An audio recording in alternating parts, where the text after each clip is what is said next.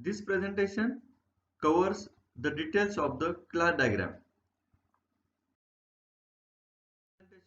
We'll see about the class diagram, then use of the class diagram for modeling simple collaborations and for modeling the logical database schema. Similarly, at the end, we'll cover the concept of forward and reverse engineering. Class diagrams are the most common diagram found in modeling object-oriented systems. A class diagram shows a set of classes, interfaces, collaborations, and their relationships. Class diagrams are used to model the static design view of a system. Class diagrams are also the foundation for component diagram and deployment diagrams. Class diagrams are most important not only for visualizing, specifying and documenting structural models but also for constructing executable systems through forward and reverse engineering. When you model the static design view of a system, you will typically use class diagram in one of three ways. The first one, to model the vocabulary of a system. Second, to model simple collaborations. And the third one is to model the logical database schema. Out of these three, already we have covered how to model the vocabulary of a system in the previous presentation. Now we'll see about modeling simple collaborations. No class stand alone. Rather, each works in collaboration with others to carry out some semantics greater than each individual. The next figure shows a set of classes drawn from the implementation of an autonomous robot.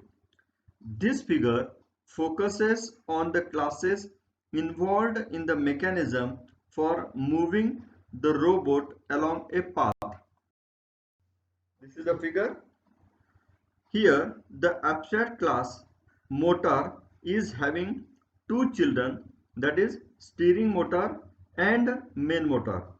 Both of these classes inherit five operations of their parent class, that is motor.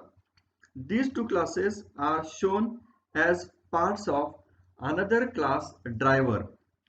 The class path agent has one-to-one association to driver and a one-to-many association to the collision sensor.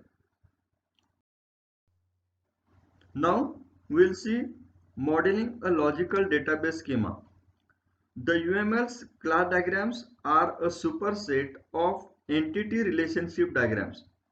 Entity relationship diagrams focus only on data and class diagrams focus on both data and behavior. To model a schema, the steps are: number one, identify those classes in model whose state must go beyond the lifetime of their applications. Second, create a class diagram that contains these classes and mark them as persistent, that is, a standard tagged value. You can define your own set of tagged values to address database specific details. Next step, expand the structural details of these classes. This means specifying the details of their attributes and focusing on the associations and their cardinalities that structure these classes. Watch the common pattern for one-to-one associations and n-array associations. Consider the behavior of these classes by expanding operations that are important for data access and data integrity. And the last step, use the tools to transform logical design into a physical design. The figure on the next slide shows a set of classes drawn from an information system for a school. This is that figure.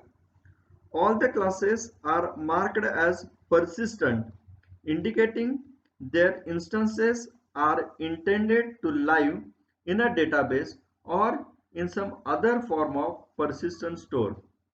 Attributes of all classes along with their primitive type are shown in the figure.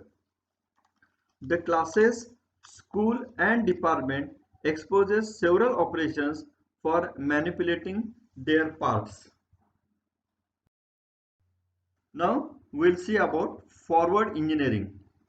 It is the process of transforming a model into code through a mapping to an implementation language. Forward engineering results in a loss of information because models written in the UML are semantically richer than any current object-oriented programming language. Structural features such as collaboration and behavioral features can be visualized clearly in the UML but not so clearly from raw code. The forward engineer steps of a class diagram are: number one, identify the rules for mapping to your implementation language. Number two, depending on the semantics of the language you choose, you may have to constrain your use of certain UML features. For example, the UML permits to model multiple inheritance, but Java permits only single inheritance.